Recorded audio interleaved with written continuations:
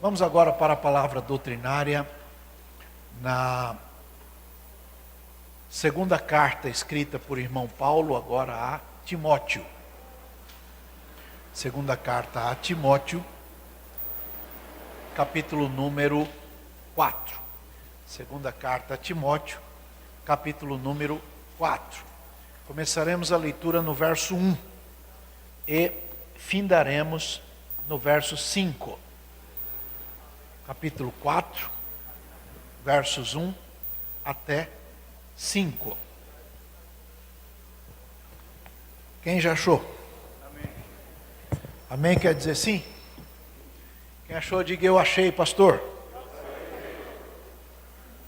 O texto começa com uma conjuração, né? Ele diz assim: conjuro-te, pois, diante de Deus e do Senhor Jesus Cristo, que há de julgar os vivos e os mortos, na sua vinda e no seu poder. E qual é a conjuração? Que pregues a palavra, instes a tempo e fora de tempo, redarguas, repreendas, exortes, com toda longanimidade e doutrina. Porque virá tempo em que não sofrerão a sã doutrina, mas, tendo comichão nos ouvidos, amontoarão para si doutores, conforme as suas próprias concupiscências, e desviarão os ouvidos da verdade, voltando esses seus ouvidos às fábulas. Mas tu, seja sóbrio em tudo, sofra as aflições, faça a obra de um evangelista, cumpre o teu ministério. Amém? Amém? Querem repetir? Vamos lá, de 1 a 5. 1, 2, 3.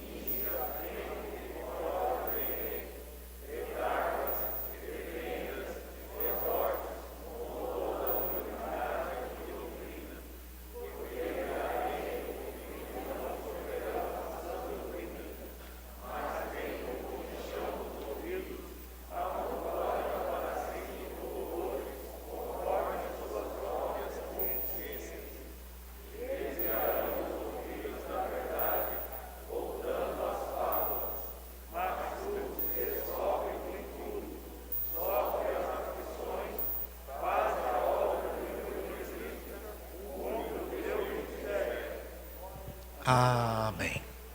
Podemos assentar. Queridos irmãos, irmão Paulo, ele começa esta sua orientação pastoral ao jovem obreiro Timóteo, falando do sentimento que ele, Paulo, carrega dentro de si por causa do Timóteo. E ele, ao falar desse sentimento que está dentro do coração dele, ele exorta o Timóteo a que o Timóteo fique firme. Então olhe bem para o colega e diga: a primeira palavra de hoje é firmeza. E depois que ele fala da firmeza, ele diz que o Timóteo não pode ser alguém que seja volúvel, mas que ele seja constante. Diga, a segunda palavra é constância. Diga, firmeza e constância. Depois, Paulo percebe, né, na história do Timóteo, que aquilo que deixa ele meio balançando, assim, são as lutas do ministério, as lutas naturais, da obra. Então, ele vai ensinar o Timóteo como é que o Timóteo deve se conduzir com aqueles que se afastam da doutrina, com aqueles que se afastam da pureza do Evangelho. Depois que ele fala disso, ele vai dizer para o Timóteo que isso não é uma novidade, que na verdade isto é meio que corriqueiro, porque haveria corrupção, e esta corrupção geraria dificuldades na obra. É isso que ele está dizendo, está no capítulo 3. E quando ele faz esta observação, ele exorta que Timóteo permaneça crente. Ele exorta que o Timóteo permaneça na sã doutrina, porque tem uma doutrina que não é sadia, né? Então, permaneça na sã doutrina. E mais, quem permanece na sã doutrina, prega em todo tempo. Então diga, terceira palavra é pregação. E visto assim, é que chegamos neste ponto, e a partir daí que eu gostaria de conversar com os irmãos. Todos nós que temos a alegria da salvação, possuímos dentro de nós um desejo natural de compartilhar a fé. Quem não possui esse desejo natural de compartilhar a fé, tem problemas não com a salvação, mas com a alegria da salvação. Lembra do Davi, quando escreveu o Salmo 51? Ele disse assim: não retires de mim o teu Espírito Santo e torna a dar-me a alegria da tua salvação. Então, há pessoas que têm problemas com a alegria de ser salvo. Tá certo? Tá claro aí para todo mundo? Muito bem. Esse desejo de compartilhar da fé, nós chamamos de pregação do Evangelho. É o apelido que a gente deu. Porque pregar não é necessariamente só estar com o microfone na mão ou num púlpito. Na verdade, a gente prega mais sem microfone do que com o microfone. Porque a gente prega mais com a nossa vida do que com a nossa palavra. É mais eloquente o jeito da gente viver do que aquilo que a gente verbaliza no púlpito. Há muita gente que fala uma coisa no púlpito, mas a vida é diferente. E pior, às vezes é bem complicada. E aí ele prega uma coisa e desprega com o seu jeito de viver. Entenderam bem, sim ou não? Sim ou não, pessoal? Então a gente prega com a vida, a gente prega com o testemunho, a gente prega com o jeito de ser, com o jeito de viver.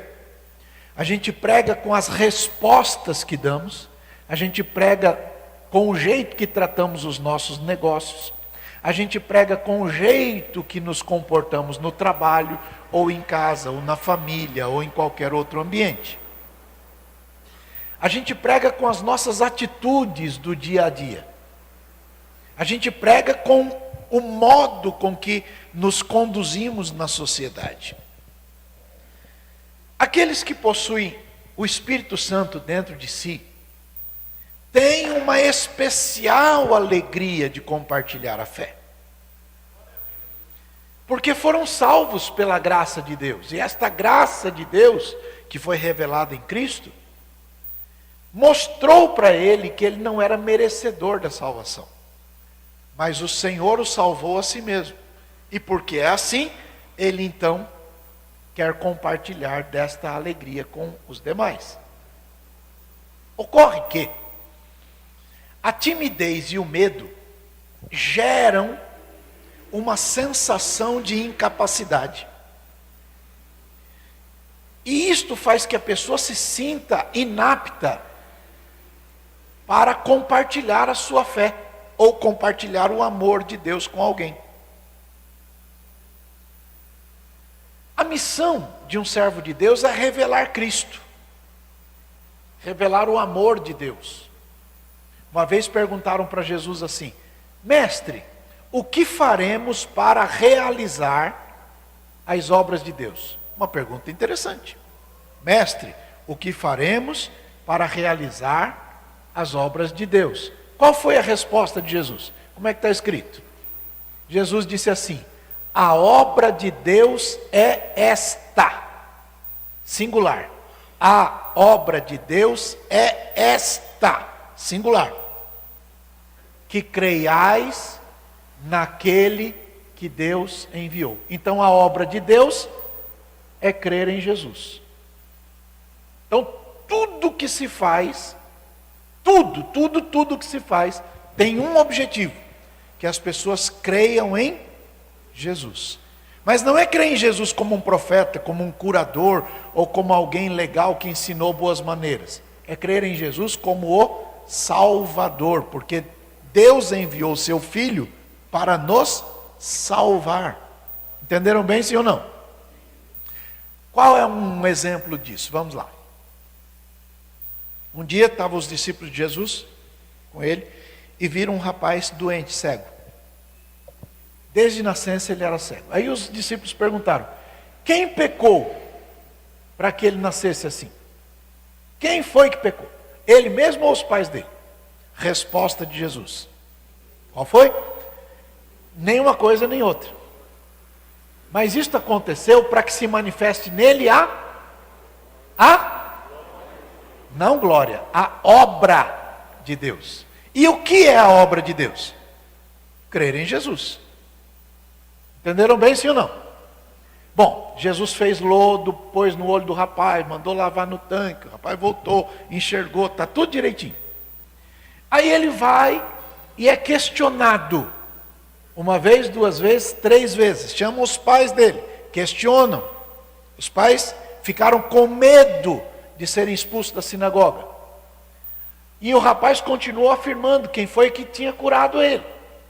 Perguntaram para ele: onde é que está o homem que fez isso? E ele disse: não sei. Aí insistiram na conversa, ele falou assim: vocês querem ser discípulo dele? E aí injuriaram o rapaz. E o que fizeram com ele? Expulsaram o rapaz. Aí na sua Bíblia está escrito: quando Jesus ouviu que o tinham expulsado, Jesus o achou. E quando Jesus o achou, perguntou para ele uma coisa. Qual foi a pergunta de Jesus? Você crê no Filho de Deus? Qual foi a resposta do rapaz? Quem é ele para eu crer? Que Jesus disse: sou eu que falo com você. Você já viu. E aí ele olhou para Jesus e disse: eu creio, Senhor. E o adorou. Então só adora quem crê. A obra de Deus é que a gente crê. Então a cura do rapaz foi para que ele cresce. Entenderam bem, gente? Não existe milagre pelo milagre. Enquanto tem um monte de gente que fundamenta o ministério no milagre, nós não podemos fazer isso, porque milagre não sustenta a fé. Entenderam bem, gente? O milagre tem uma razão, tem um porquê, tem um motivo. Qual é o motivo? Crer em Jesus. Entenderam bem, sim ou não? Está claro aí, gente? Pois bem. A missão, então, é pregar o Evangelho. Anunciar o amor de Deus. Marcos 16, verso 15, que todo mundo sabe de cor, está escrito: ide por todo mundo, pregai o Evangelho a toda criatura. Essa é a nossa missão. Tudo mais gira em torno disto. Por que se compra um terreno? Para fazer um templo. Por que faz? Para abrigar gente. Que gente? Aqueles que um dia aceitaram Jesus. Então a alma é a razão de ser da igreja. Está claro aí, gente? Não existe pastor de tijolo, existe pastor de gente. Tá certo? Embora tenha um punhado por aí que gosta de ser pastor de tijolo, pastor de caixa, pastor de livro, pastor de... Né? Nós somos pastor de gente. Está claro aí, gente? Sim ou não?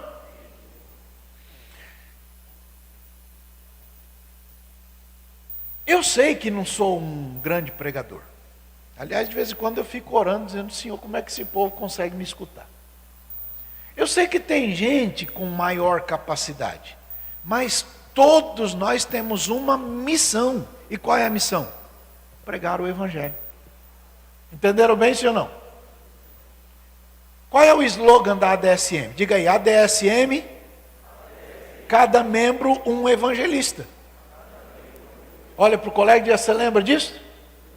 Diga aí: ADSM, cada membro um evangelista. Quais são os 5 pilares? Vamos lá. Primeiro,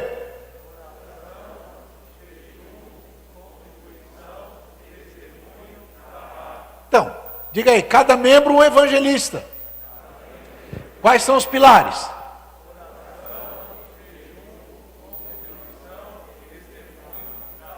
Oração, jejum, contribuição, testemunho e trabalho. Esses são os pilares de nós todos. Tá certo?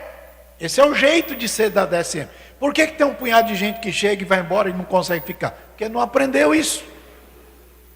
Tá claro aí, gente? Agora veja. Não cabem desculpas para nós não fazermos o que temos de fazer. Vamos lembrar de alguns que deram desculpa. Lembra do Moisés? Senhor, eu não posso porque eu sou pesado de língua, não dá certo. Bom, Deus falou assim: quem fez a boca do homem? Foi o Senhor. Então, vai lá que eu uso a sua boca. Simples assim. Não cabe, por exemplo, alguém dizer assim: não, ninguém lembra de mim. Lembra do Davi? O pai de Davi tinha 8 filhos, acho que 3 filhas. Mas os 8 filhos passaram 7 na frente do profeta. Ele falou: acabou todo mundo? Ele falou: não, tem mais um, está lá, esquecido. Não cabe desculpa. Não cabe desculpa, por exemplo, como Abraão: eu já sou velhinho. Não cabe desculpa. Também não cabe a desculpa do Jeremias: eu não sei falar porque sou uma criança. Então nem velho, nem criança, ninguém tem desculpa. Entenderam bem, sim ou não? Sim ou não, pessoal? Nós pregamos porque somos gratos a Deus. Diga aí: eu prego porque sou grato a Deus. Houve investimento na sua vida, na sua história, investimento de tempo, de recurso, de saúde, não é? Gunnar Wingren, por exemplo, ele pegou malária sei lá quantas vezes. Nunca desistiu. Quando estava acamado, doente, e a doença agravou, acabou se tornando, acho que é tuberculose, me parece.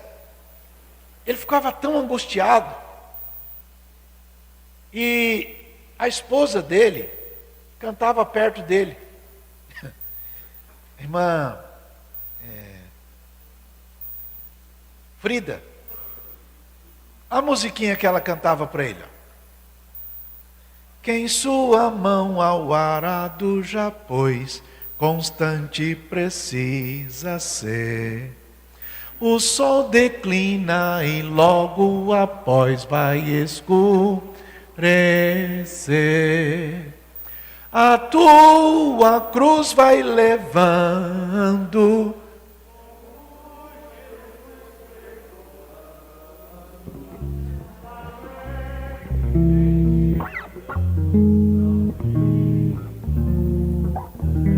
Continua, entende? É mais ou menos assim: a luta vem, mas ela vai passar. Diga: a luta sempre passa. Forte, gente. Quando o negócio estava bem apertado, ela dizia assim, ó: ser bom soldado de Cristo Jesus, sofrendo as aflições, não sufocando a mensagem da cruz nas perseguições. a tua cruz vai levando.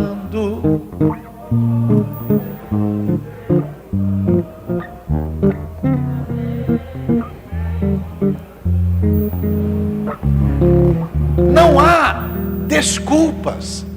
Nós temos um serviço. E soldado não pode desistir. Olha para o vizinho e diga: está proibido desistir. Forte, gente.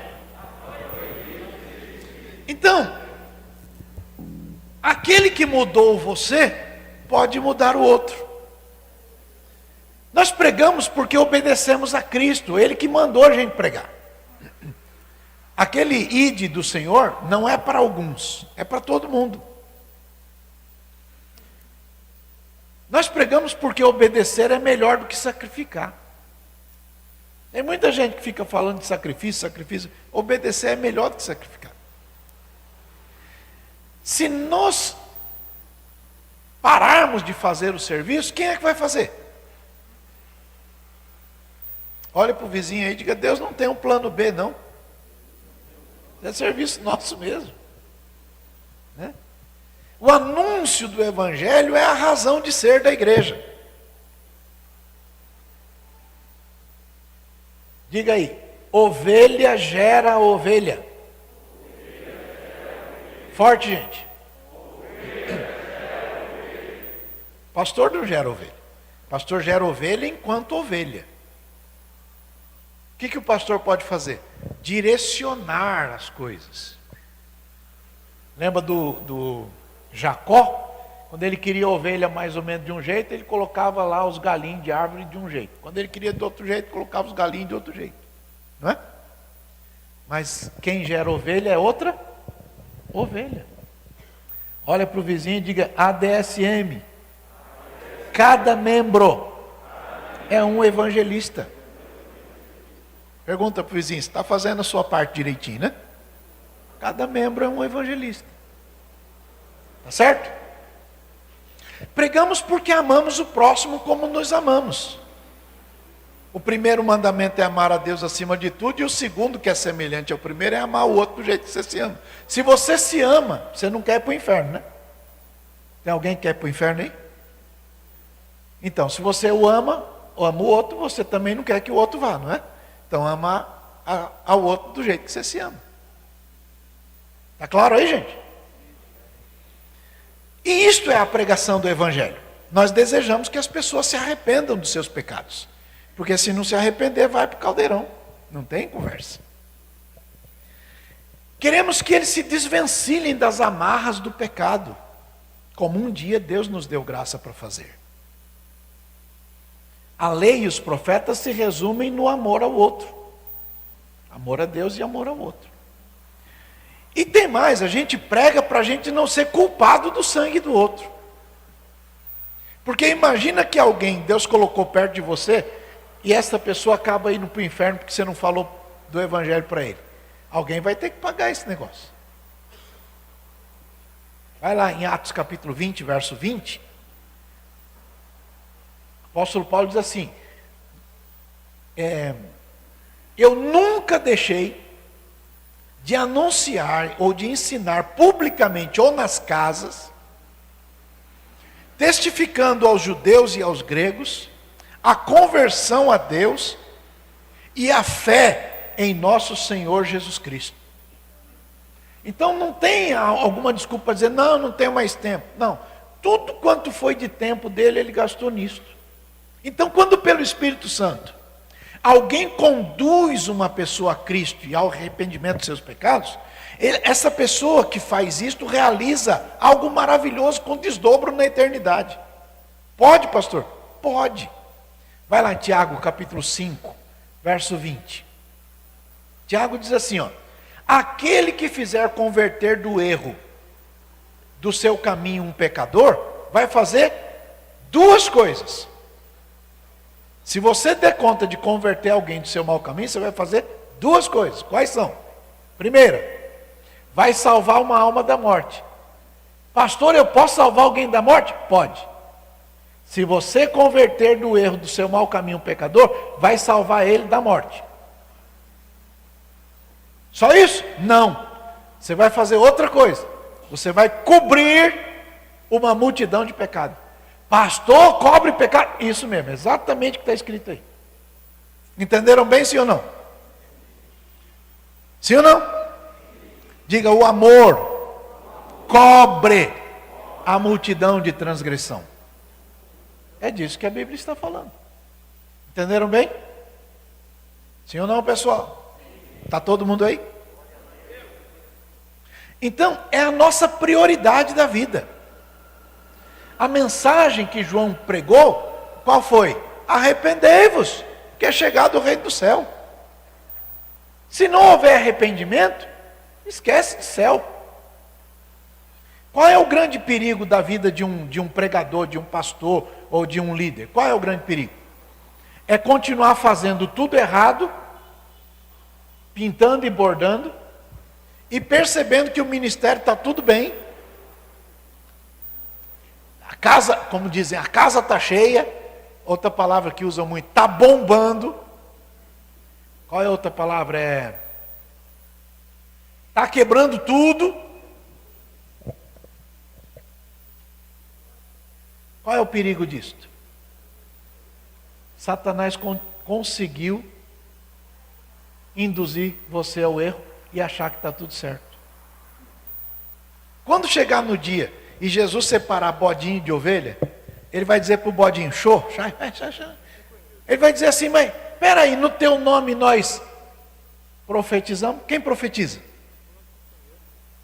Quem profetiza é profeta. Pois é, nós estamos, a igreja tem fases, né? Agora nós estamos na fase do profeta. Todo mundo quer ser profeta. Tem profeta maior, menor, o gigante, o extra maior, né? No teu nome nós profetizamos. No teu nome nós curamos doente. No teu nome nós expulsamos demônio. Meu nome? Nem conheço você. Não, mas e aquele poder todo? Esse é o ponto. Poder sem legitimidade é um problema. Porque ninguém será coroado se não militar legitimamente. O problema é a legitimidade. Imagina que tem um soldado com uma carabina, um fuzil. Aí diz para alguém, para. Ele está fardado, ele tem a autoridade do Estado, ele fala pelo Estado. O que manda não é a farda, mas é aquela insígnia que ele tem aqui. Tanto que quando ele é expulso da polícia, ninguém arranca a farda dele, arranca é aquele símbolo. Hã? Então ele tem a autoridade, ele manda parar. A pessoa não obedeceu à autoridade, ele tem o poder, que é a arma. Então não basta ter poder, tem que ter a autoridade. Por quê, pastor? Porque tem um monte de gente que tem arma, que é o poder, mas não tem a legitimidade, que é a autoridade. O bandido vem e fala, me dá a carteira. Você fala, não dou. Se não der, eu te dou um tiro. Ele tem a arma, ele tem o poder, mas ele não tem a autoridade para usar aquilo. Tem um monte de gente que está em busca de poder, mas Jesus nos ensinou a usar o poder com legitimidade, porque se usar poder sem legitimidade, quando chegar lá ele vai falar, não te conheço. Tem poder para profetizar, tem poder para expulsar demônio, tem poder para curar doente, tem poder para um monte de coisa, mas não é legítimo. Está claro, gente? Doeu demais? Tomara que doa. Tem muita gente brincando de evangelho. Cuidado. Eu quero mais poder. Calma, gente. Bom, pregamos porque temos um senso de responsabilidade espiritual. Romanos capítulo 10, vocês todos conhecem o texto, verso 10 diz assim: com o coração se crê para a justiça e com a boca se confessa para a salvação. Porque a Escritura diz, todo aquele que nele crê não será confundido. Aí, porque não há diferença entre o judeu e o grego? Porque um é o Senhor de todos, rico para com todos, né? Porque todo que invocar o nome do Senhor será? Todo que invocar o nome do Senhor será? Aí tem umas perguntas boas. Como é que alguém pode invocar alguém para ser salvo, se ele não acredita naquele que ele tem que invocar? Não tem nexo, né? Se todo que invocar será salvo, e a obra de Deus é crer, então, como é que vão crer naquele de quem não ouviram? E como é que vão ouvir se ninguém pregar? E como é que vão pregar se ninguém manda pregar? Dá uma olhadinha para o seu pé aí. Olha o pé. Olha lá que legal. Pé bonito dos que anunciam a paz. O pé de quem anuncia coisa boa é um pé bonito. O pé de quem prega é um pé abençoado. Fala assim: eu tenho um pé abençoado. É isso aí. Entenderam bem? Tem gente que gosta de ter o pé como latão reluzente, né? Cuidado. Isso aí é para Jesus. Tá certo, gente? O Espírito Santo nos ajuda a pregar. Marcos capítulo 16, eu acho que é verso 20. Eles partiram, pregaram em todas as partes, cooperando com eles o Senhor. Né? Quem coopera? O Senhor. Marcos 16, né? Acho que é verso 20. O Senhor coopera com a gente. Por que tem gente que não quer cooperar com o outro? Tem gente que diz: não, eu não nasci para cooperar, não, eu nasci foi para mandar. Não, mas como é que manda? Não, tem que ter um cargo maior que todo mundo. Então ele bota a mão assim: a partir de hoje eu sou não sei o que lá. Cuidado, gente. O Espírito Santo vai cooperando com a gente naquele que vai pregando, porque quando o Espírito Santo está com ele, o Espírito Santo confirma a palavra. E como que ele confirma? Com sinais que vão seguindo. Entenderam bem, sim ou não? Então, a operação das obras maravilhosas acontecem na medida da fé. E nós sabemos que a fé vem por ouvir. E o ouvir pela palavra. Não é ouvir a palavra, mas ouvir pela palavra. Agora veja. À vista disso, a gente precisa localizar a nossa posição e o nosso comportamento no corpo. Diga aí: localização e comportamento. Diga aí para o vizinho: bem-vindo ao culto de doutrina. Diga: culto de doutrina. Então vamos lá: localização e comportamento. Livro de Lucas, capítulo 6, tem o chamado dos 12. Perfeito? Lucas capítulo 6, acho que é verso, ou é 11 ou é 12. Tem o chamado de um grupo. Ficaram cheios de furor, e uns com os outros conferenciavam sobre o que fariam a Jesus. Verso 12. Pronto. Jesus subiu a um monte orar. Passou a noite inteira lá orando. De manhã, ele chamou os seus. Chamou os seus? Quantos? Não, senhor. Ele chamou um monte. Que não tinha só 12. Tinham muitos. Do meio daqueles muitos, ele escolheu 12. Entenderam bem, gente? Diga: tinha um montão de gente que continuaram discípulos. Do meio daquele montão de gente, ele escolheu 12. E esses 12, que eram discípulos, como os outros montes, ele deu o nome de apóstolos.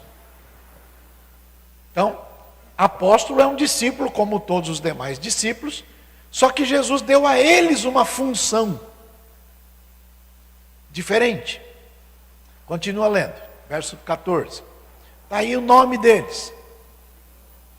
Está lá o Pedro, que era Simão, passou a chamar Pedro. Está lá o André, o Tiago, o João, o Filipe e o Bartolomeu. O Mateus, o Tomé, o Tiago, o Simão, que era o Zelote, o Judas, filho de Tiago, e Judas Iscariotes, que foi o traidor. Está todos aí. Olha que coisa interessante. Volta um verso. Mais um. Aí. A gente vê em muitos púlpitos a gente pregar e falar bem do Pedro, do Tiago, do João. Fala um pouco menos do André, que foi aquele rapaz lá da engenharia da multiplicação do peixe e do pão. Foi ele que foi lá buscar o lanchinho. Mas era o homem que fazia conta. O Filipe, esse aí não é o Filipe diácono, não. É o Filipe apóstolo. Ninguém fala do Filipe. Ninguém fala do Bartolomeu. Olha bem para o colega e diga, tem uns que Deus dá um pouco de evidência. E outros não. Mas isto não muda, ele continua sendo um dos 12. Tá certo? Esse é o primeiro ponto. Segundo ponto, vai mais um verso para frente. Mateus, Tiago, o outro Tiago, Simão, tal. Próximo.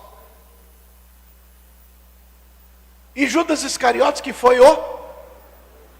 Gente, o mesmo poder que Deus deu para o Pedro, o mesmo poder que ele deu para o João, para o Tiago, para o Filipe, para o Bartolomeu, igualzinho. O mesmo poder ele deu também para o traidor. Igualzinho, gente. Ele deu poder igualzinho. O mesmo poder que o Pedro tinha, o Judas também tinha. Agora vejam. O Judas ainda tinha um outro poder que eu vou mostrar daqui a pouco. Estas coisas não revelam o caráter espiritual de ninguém. O fato de alguém ter um montão de poder não quer dizer que ele é mais crente que ninguém. Diga, não basta ter poder. Tem que ser crente. Entenderam bem, gente? Veja. Havia um montão de discípulos. Todos foram chamados. Dentro desses discípulos, ele escolheu 12, que ele deu o nome de apóstolo. Dentro desses 12, tinha um que tinha poder igual aos outros, mas traiu. Tem mais. O fato de alguém não ter sido escolhido para ser apóstolo, não o excluiu do colégio dos discípulos. Ele continuou discípulo. Mas tem uns que são lembrados e outros que só a eternidade tem registro. Malaquias 3,16. Quem sabe o que está escrito? Malaquias 3,16. Diga, tem um memorial. Forte, gente. Tem um memorial escrito diante de Deus. Pode não ter fama aqui, mas o memorial está lá diante de Deus. Entenderam bem, gente? E o que vale, na verdade, é o que está lá, não o que está aqui. Que o daqui acaba logo. Tem gente que é muito poderosa, morreu, acabou. Não é assim? Continua. Não é o título que faz a fidelidade de alguém. Então, todo ser humano gosta de ser protagonista. E tem gente que diz que só pode trabalhar se tiver o título. E esse é um laço de Satanás. Grave. Porque tem gente que vai no culto e só se identifica com personagens que gosta. Vou dar um exemplo. Quando lê de Moisés, ou quando lê ficou depois de Moisés, o Josué, a pessoa quer se identificar ou com Moisés ou com Josué. Eu sou igualzinho a ele. Só que lá tinha 3 milhões e meio de pessoas. Ele não quer ser igual aos 3 milhões e meio, ele quer ser igual ao Moisés ou igual ao Josué. Só que aquelas mensagens que esse tipo de gente prega, ao identificar lições, a maneira de se lidar com o chamado, as dificuldades e com oposição, não, eu sou o Moisés ou o Josué. Quando lê do José, acho que eu já falei isso aqui uma vez. A turma, ao invés de se identificar com os irmãos do José, se identificam com José. Não, eu sou o José. Eu sou o José que sonho, eu sou o José que ninguém gosta de mim, eu sou a vítima do sistema, ninguém gosta de mim, me jogaram no buraco. Mas olha, Deus é tão bom comigo, que aqueles que fizeram mal para mim, vão ter que aplaudir de pé a minha vitória. É o que a gente ouve por aí.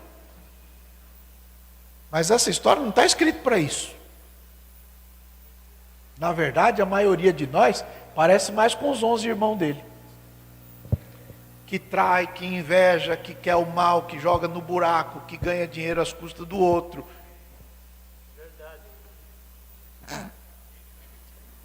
Entenderam bem, sim ou não, gente? Quando se fala de Daniel, não, eu sou o Daniel. Eu gosto de orar. Oro 3 vezes por dia, ora nada. Às vezes nem para comer, ora.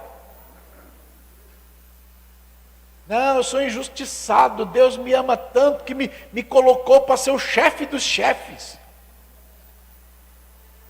Então, as mensagens vão identificando assim, como é que eu vou lidar com a inveja, como é que eu vou lidar com as traições, como é que eu vou lidar com as injustiças, como é que eu vou ser livre das covas da vida.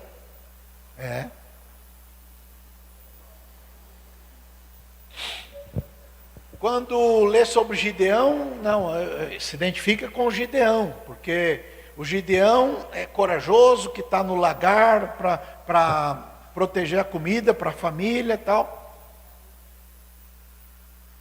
E aí tem os desafios grandes, e aí eu preciso ter 300 comigo para serem meus fiéis escudeiros. Né? É o protagonista.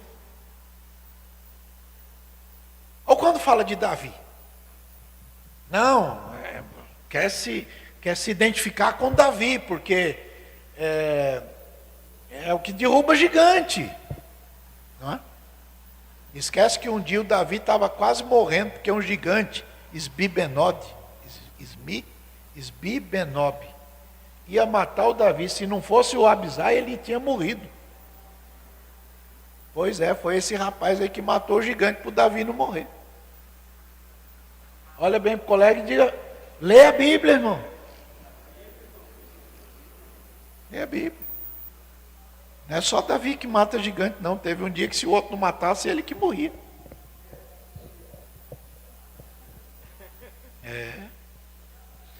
Então, ao ler sobre Neemias, por exemplo, se identifica com Neemias. E aí vai massageando o ego, né? Que é o reconstrutor, porque todo mundo que passou antes só fez bobagem. Agora que chegou alguém que faz certo. O fato é que o ser humano se sente o centro das atenções. O centro dos direitos. E isso os faz buscar legitimação para sua conduta, às vezes não tão corretas. Então a aposta do inimigo, que motiva isso, é a mesma que motivou a Eva lá no jardim. Que é promover no coração humano a intenção de ser o centro do universo. Olha para o colega e diga, vou te dar uma má notícia. Diga, vou te dar uma má notícia. O mundo não gira em torno de você, não. Não.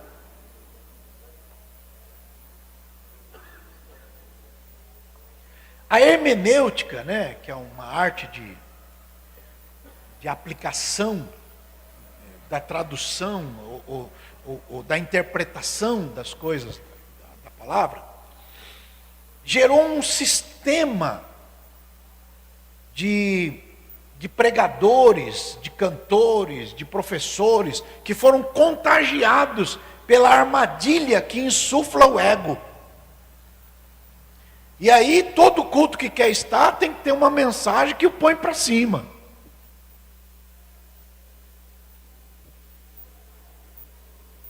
Mas a mensagem é assim, pessoal, se a gente está mais parecido com os irmãos do José do que com José, está na hora de se arrepender. Se a gente está mais parecido com a turma que tem inveja do Daniel do que com o Daniel, está na hora de se arrepender. Se a gente está mais parecido com quem está destruindo a lavoura do que com o Gideão que está malhando o trigo, está na hora de se arrepender. Como é que o João falou? O machado está aí na raiz da árvore. Se vocês não produzirem frutos dignos, o machado vai cantar. Olha para o vizinho, ninguém entendeu, irmão.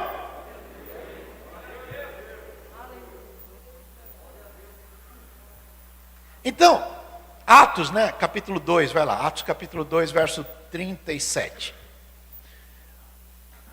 Compungiram-se em seus corações e perguntaram para o Pedro: o que a gente faz? Como é que depois dessa mensagem, o que a gente faz? E aí qual foi a resposta do Pedro? Arrependei-vos e cada um de vós seja batizado em nome de Jesus em nome de Jesus Cristo para perdão dos seus pecados. E vocês vão receber o dom do Espírito Santo. Então, o pecador precisa saber que ele tem de se arrepender para receber perdão e para receber o Espírito Santo.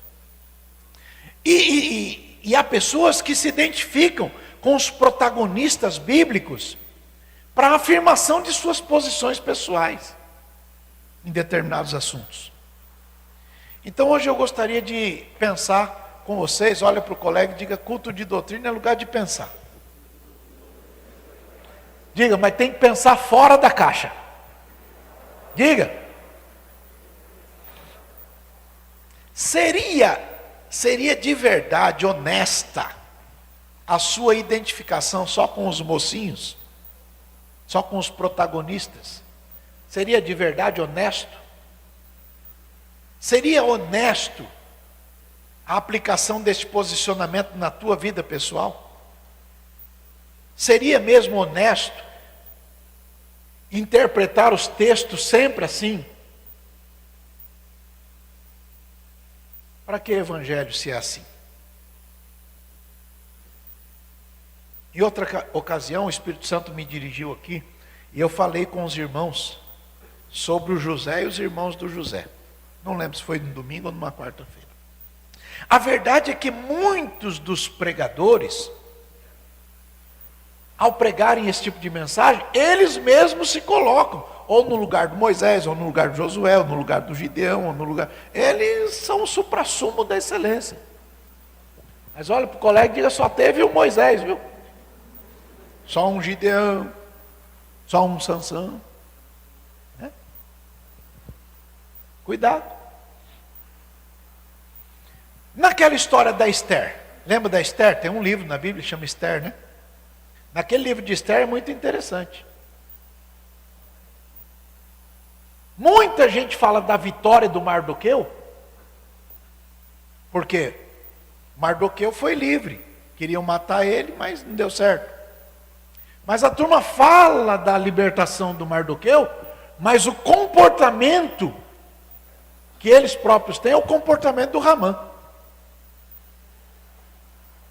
O Ramã fez uma forca alta para botar nela o Mardoqueu. Por quê? Porque o Mardoqueu não baixava, porque o Mardoqueu não curvava, porque o Mardoqueu não beijava a mão dele, porque o Mardoqueu não... Porque o Mardoqueu... E ele falou: não, você é o Mardoqueu, você vai fazer o outro puxar o seu cavalo. O problema é que ele mesmo é igual ao Ramã. Entenderam bem, sim ou não? Olha bem para o colega e diga: esse comportamento é complicado. Quando a gente acha que todo mundo tem que se curvar ao que nós pensamos, que todo mundo tem que concordar com tudo que você pensa, e às vezes não é assim. Entenderam bem?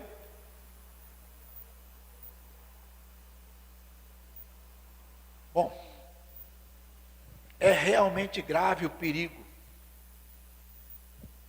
porque a gente vai se identificando. Lembra da história do Moisés, vai. Pergunta: você é a pessoa mais mansa da terra? Sim ou não? Então você não é o Moisés. Você é uma pessoa que concilia a turma, ou você está mais para aqueles que ficam reclamando a vida toda? Não tem comida, reclama. O sol está quente, reclama. O sapato furou, está quente, reclama. A água acabou, reclama. Estou com saudade do pepino, da cebola, do alho. Estou com saudade do Egito, estou com saudade. Ah, eu era feliz e não sabia. Com qual desses você se identifica mais? Olha para o colega e diz, doeu, né?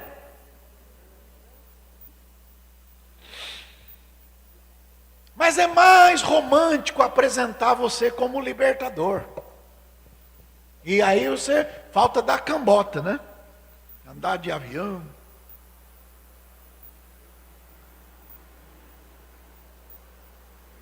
Ah, eu sou Moisés, que eu era príncipe, morava no palácio, mas eu larguei tudo para servir a turma.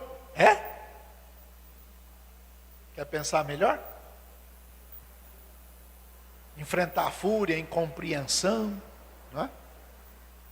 Mas é mais romântico dizer, não, você vai operar milagre. É? Eu não queria estar na pele do Josué, não. O dia que não tinha milagre lá em Israel, chovia comida. Todo dia. Quer mais milagre do que isso? E chovendo comida, a turma queria matar o Moisés. Todo dia chovia comida.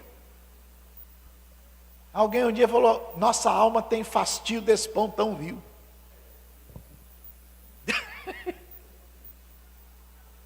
Então, gente, o problema é que ao assumir o papel de protagonista, isto oculta a personalidade real.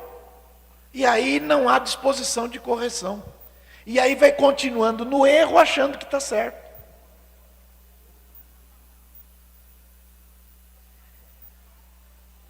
Lembra da história do Neemias? Você vive o tempo todo preocupado com a reconstrução? Ou você faz quando dá, ou quando quer, ou quando tem um tempinho livre? Ah, tudo estava em ruína, porque a turma largou, ninguém fez nada, teve que chegar eu para fazer. É assim? Ou na história do Davi? Não, eu sou a pessoa injustiçada. É? Davi, do dia que Deus falou um negócio para ele, demorou uns 18 anos para ele chegar no lugar que Deus falou. E no dia que ele teve a oportunidade de pegar o homem que estava fazendo mal, inclusive, segundo a percepção dele, pecando contra Deus, ele falou assim, vou mexer com isso não, sou doido. Um dia, falar bem baixinho que é. Está escrito na Bíblia, tá? O Saul entrou numa caverna para aliviar o ventre. Todo mundo sabe o que é isso? Todo mundo sabe? Aí imagina a cena do Saul ali agachadinho para aliviar o ventre. Aparece o Davi.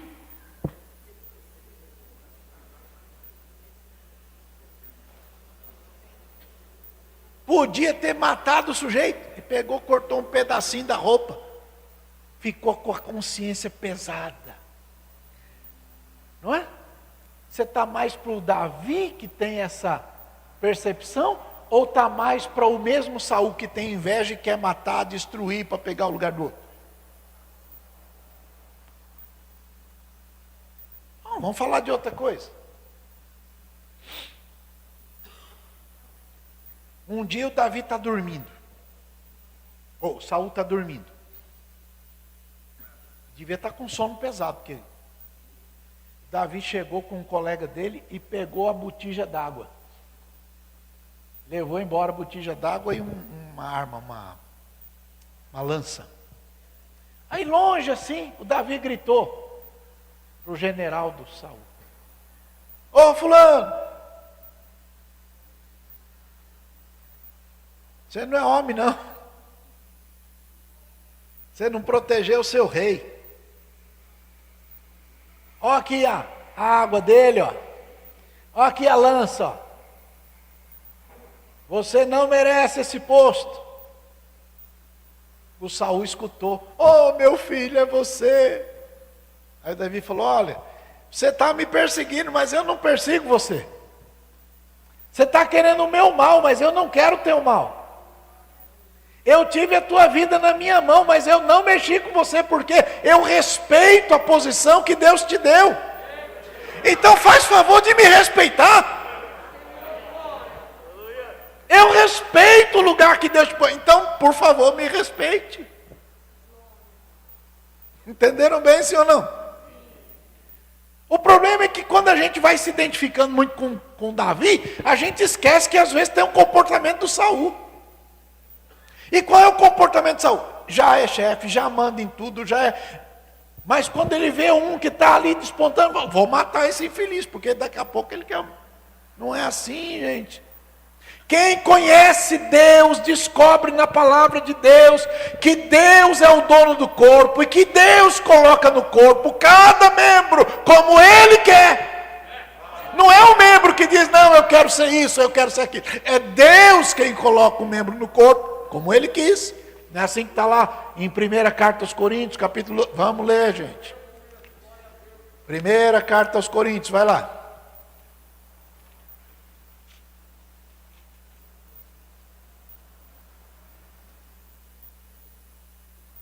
Vamos lá, capítulo 12.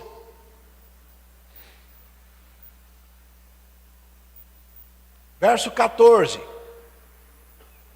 O corpo não é um membro só. Quando alguém chegar no púlpito e pregar bonito, e o fogo estiver caindo, ele apontar o dedo para você e dizer: "Você é a igreja", sai de lá, que de lá não sai nada que presta.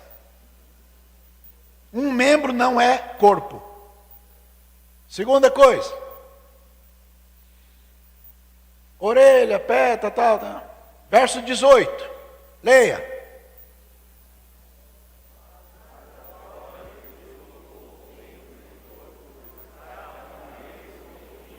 De novo, lê outra vez.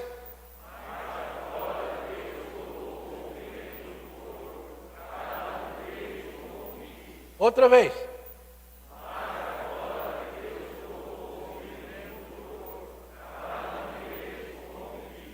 Ponto. Se você está no corpo, dá glória a Deus, porque foi Deus que te pôs no corpo. Agora, o pé não pode dizer para o joelho, que não precisa do joelho. A orelha não pode dizer para o nariz, que não precisa do nariz. A testa não pode dizer para o umbigo, que não precisa do umbigo. O cotovelo não pode dizer para o dedo mindinho, que não precisa dele. Deus colocou cada um no corpo do jeito que Ele quis. Olha bem para o colega e diga: Deus sabe o que faz. Então a gente não tem que ficar preocupado com isso, gente. Porque esse tipo de coisa é comportamento de Saul. Quer mais? Na história do Daniel. Você parece mais com Daniel, que ora 3 vezes ao dia? Ou parece mais com aquele povo que foi deportado para a Babilônia? Porque não obedecia a palavra de Deus.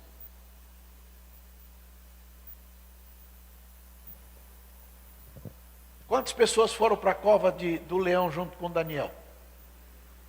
Nenhuma. Não? Só depois que o rei mandou levar os soldados, e aí os soldados foram estraçalhados. Então, lembra do Jeremias? Você está mais identificado com o profeta que anuncia a punição por causa do pecado, ou você está mais parecido com aqueles que reclamam da mensagem que ouve? Um dia a mensagem do Jeremias foi: pessoal, se arrume aí, porque vai ficar feio. Veio um outro profeta e deu um soco na boca dele. Jogaram ele dentro de um buraco cheio de lama. Às vezes a gente está mais parecido com esse tipo de gente. Então, quem se posiciona como protagonista de toda a história, compromete o verdadeiro sentido da narrativa da palavra, que é nos chamar ao arrependimento e à correção dos rumos. Entenderam bem, sim ou não? Vamos terminar por causa da hora. Vamos ver Isaías capítulo 1, verso 10. Isaías capítulo 1, verso 10. Tem um texto muito conhecido de todo mundo. Diz assim: ouçam, vocês príncipes de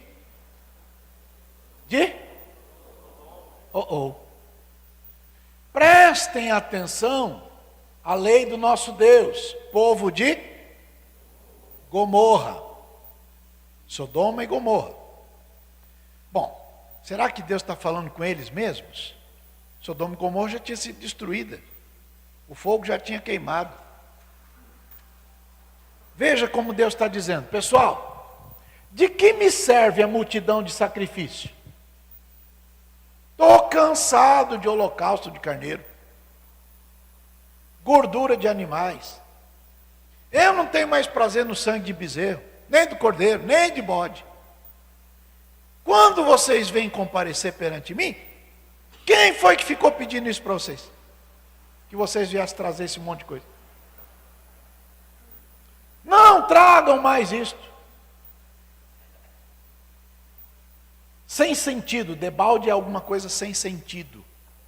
É fazer sem querer fazer. É fazer porque está no automático. Fazer porque é obrigação. Façam mais isso não. O incenso é uma abominação.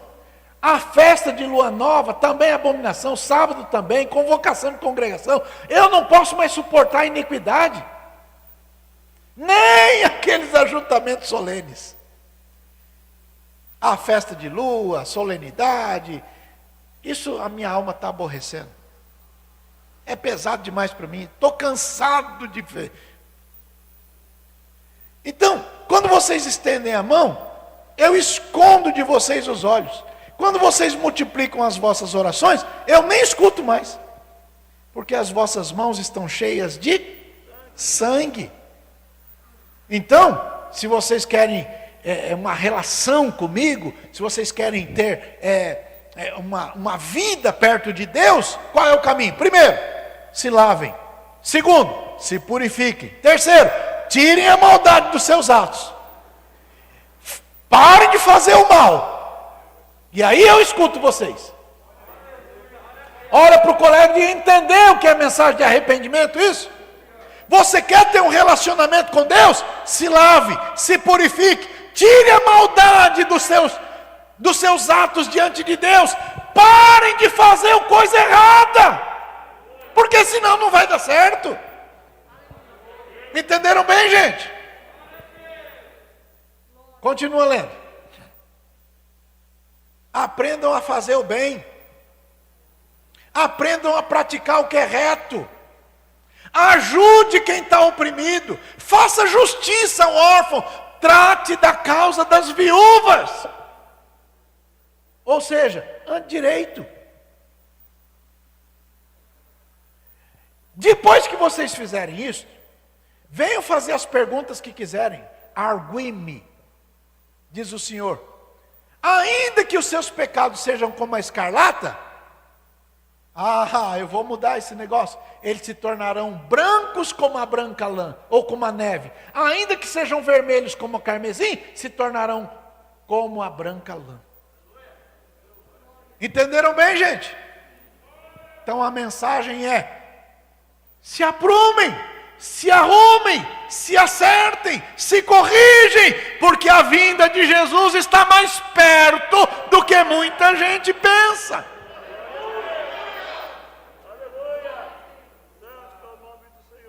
Bom,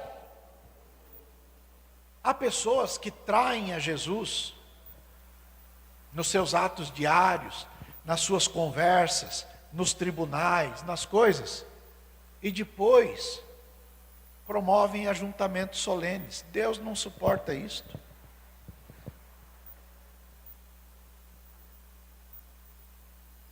Jesus chama esse tipo de gente de hipócrita. A palavra hipócrita quer dizer ator. Hipócrita é um ator. É aquele que sobe num palco para representar um papel de alguma coisa. Isso é um ator. Na vida real chama Joaquim, sobe no palco, vira príncipe de Gales. Um ator. E Jesus chama esse tipo de gente de ator, de hipócrita. que representa uma coisa que na verdade não é. Que fala uma coisa, mas vive diferente do que fala. Que se identifica com Davi, mas tem comportamento de Saul. Que se identifica com Mardoqueu, mas quer a glória do Ramã. Olha para o vizinho e diga: está doendo na canela essa?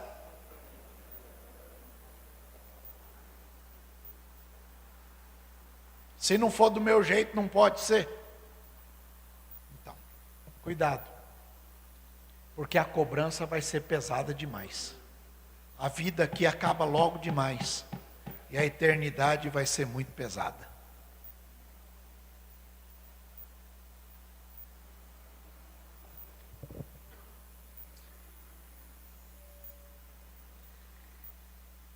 Mateus capítulo 15, verso 7. Jesus diz assim: o Isaías falou de vocês. Falou? Falou. Já ia, vai lá. Verso 8. Este povo, leia.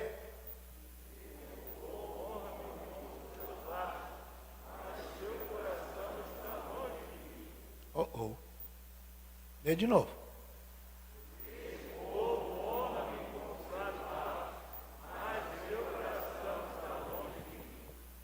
Pois é. Então não basta honrar a Deus com os lábios. O coração precisa estar nisto.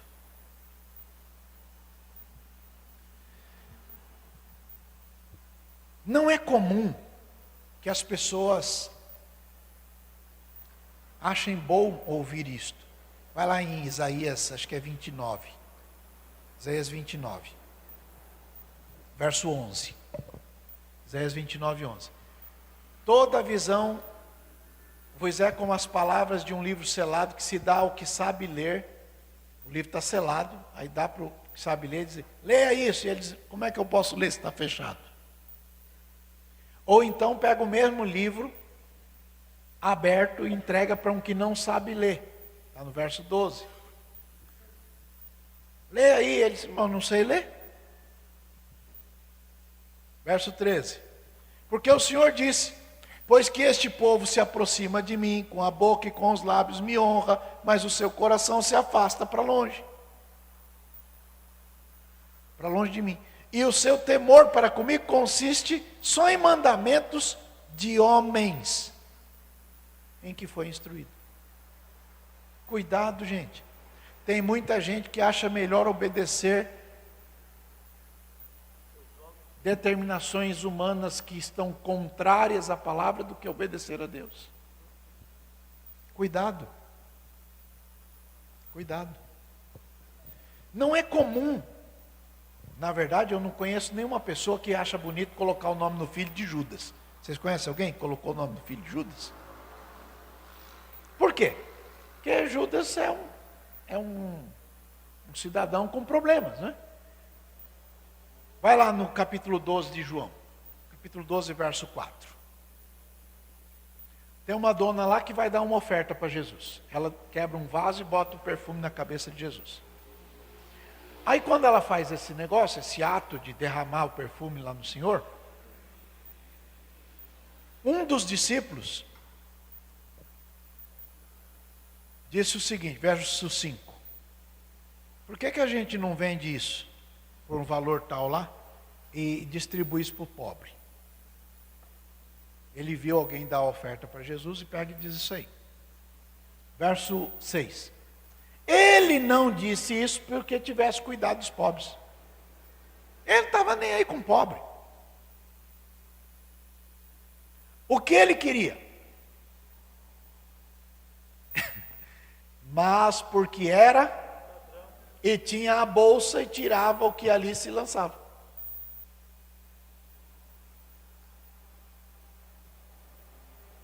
Então veja, há pessoas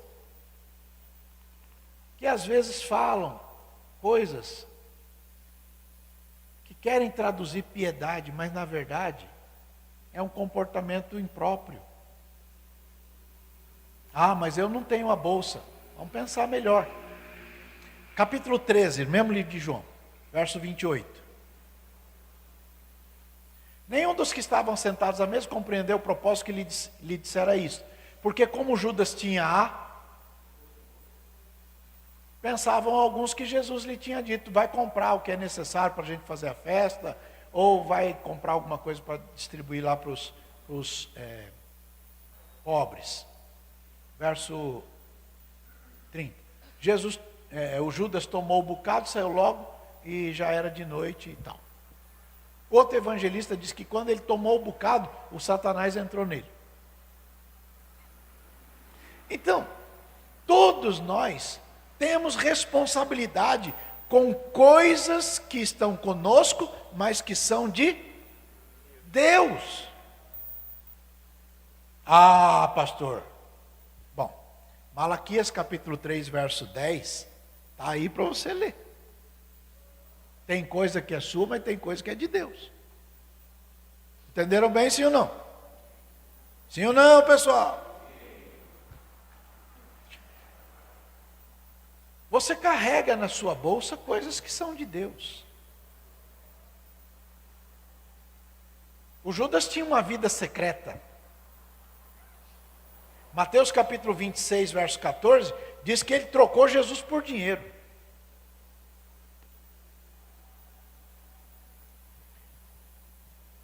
Ele planejou entregar Jesus sem alvoroço. Não deu muito certo. Mas o Satanás tinha acesso livre a ele. Lucas, capítulo acho que é 22. Lucas 22, 3. Leia lá. Lucas 22, 3. Entrou, porém, Satanás em Judas. Ele não era um dos apóstolos? Era. Não era um dos 12? Era. Era do número dos 12. Judas fingia uma piedade, mas era contra a adoração. Judas caiu depois do seu erro. Judas sabia o que devia fazer. Sabia. Mas fez errado. Então, diante de tudo isso, a gente precisa perguntar: como é que estão os meus comportamentos diante do Senhor? Todo mundo nesse planeta tem falha. Tem alguém aqui que nunca erra? Levanta a mão aí. Todo mundo tem falha. Vamos falar de outro colega dele, o Pedro. O Judas traiu, não traiu? Traiu ou não traiu? E o Pedro?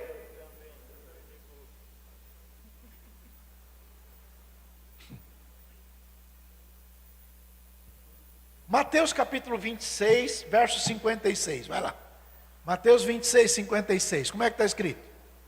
Tudo isso aconteceu para que se cumpram as escrituras dos profetas. Ponto. Então o que mesmo? Todos.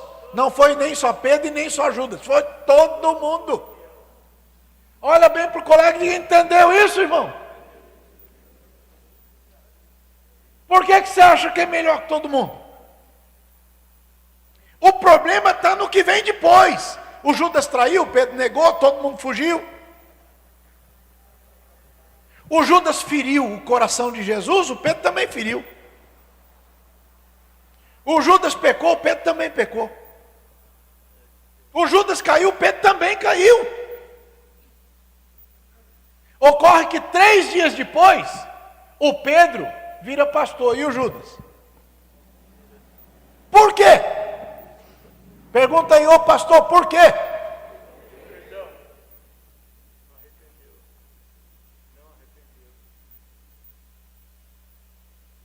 Os dois se arrependeram. O Judas se arrependeu e o Pedro também se arrependeu. Então o problema não é arrependimento. O problema é onde a gente vai depois que está arrependido. Esse é o ponto. Bom, imagina o mapa do mundo. Ou o mapa de Israel. Esse aqui é o mapa de Israel. Na verdade, mais fininho assim. Desse jeitinho.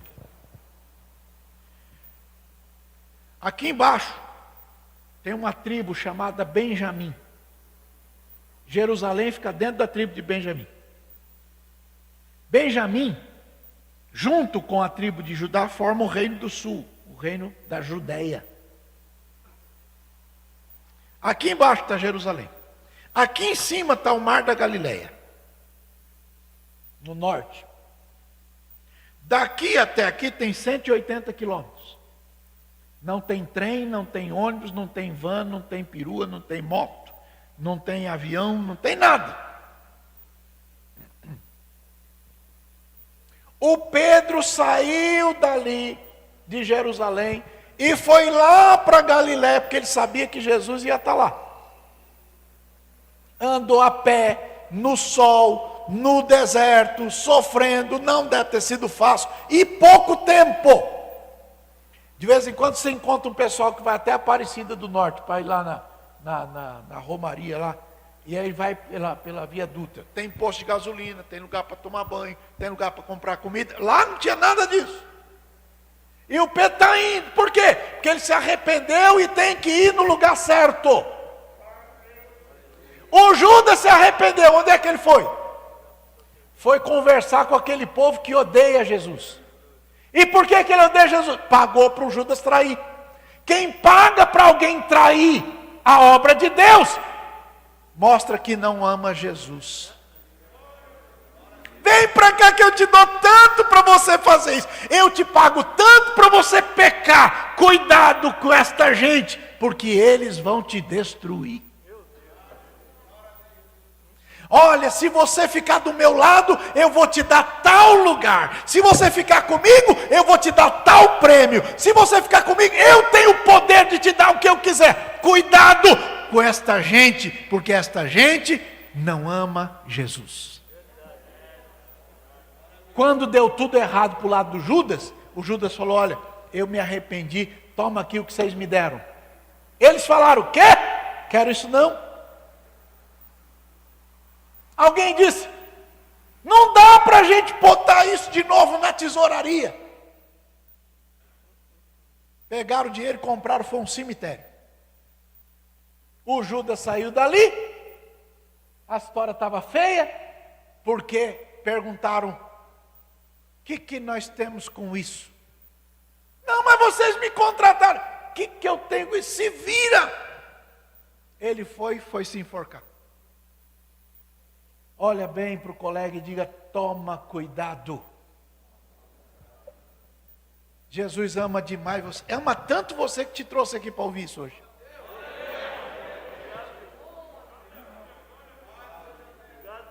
Depois do arrependimento, escolha o que você tem que fazer da vida. Se ir a Jesus, tem restauração.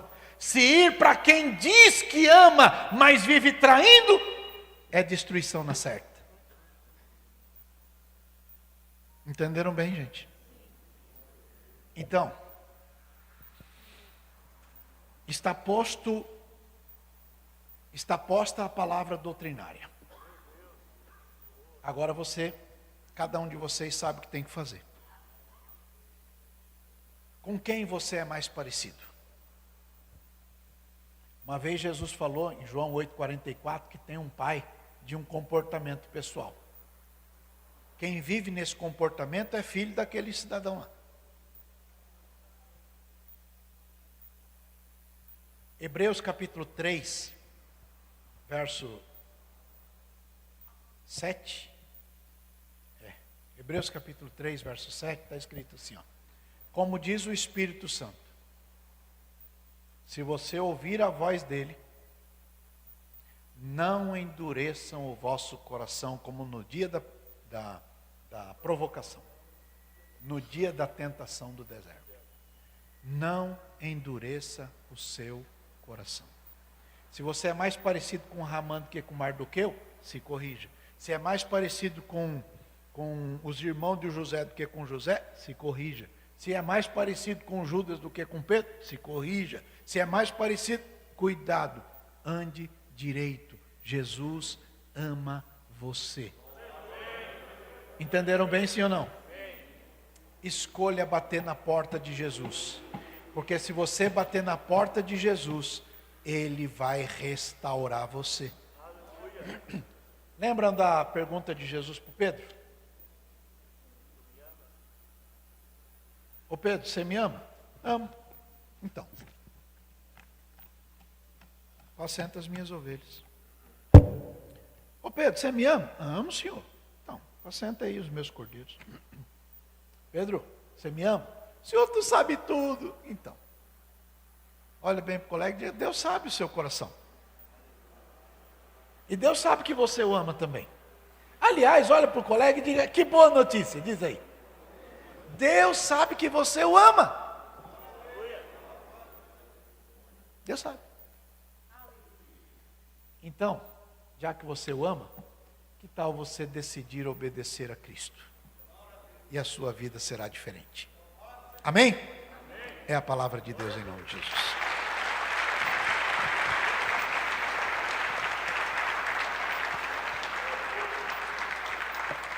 Irmão Emerson, ora a Deus. Se você chegou depois do ofertório e não quer ir embora sem ofertar, só se este é seu caso. Se você chegou depois, não se sente confortável de ir embora sem ofertar, ou se durante o culto você entendeu da parte de Deus que deve fazê-lo, está convidado ao ofertório. Todos vocês. Ok? Oramos ao Senhor.